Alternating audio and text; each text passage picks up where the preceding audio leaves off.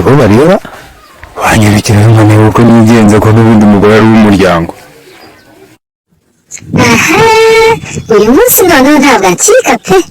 Yarigenje buri munsi araza agashinga kiriya giti gisongoye akamanika ikote yarangiza akajya mu nzu na mama bakikingirana. Reka ngende buhoro noneho uyu munsi arambona. Yemwe abahano, yemwe abikambere ko mudakomara ni amahoro cyangwa muragira ngo mutaduha. Yewe ndabona urugi barushyikiyeho, reka nigendere ubu ntabazi. Aha munimborera sigaho kibobo kaburi nkawe tukavuna imyanda wa kibobo wanda ni hele cumi n'ikote sha sigaho.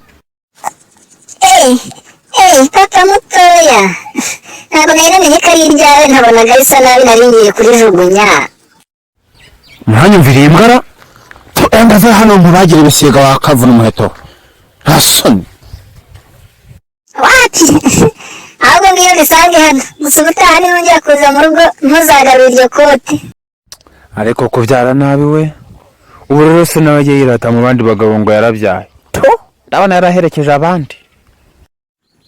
Atabyara se ubusubona ubwenge mfite nyasiga imyenda hanze nkajya mu nzu. Ariko mwanyumvira ikijyana ngo cyanshogoza di umva enda hagarara ngo maze nze nkwereke wakanyagwa.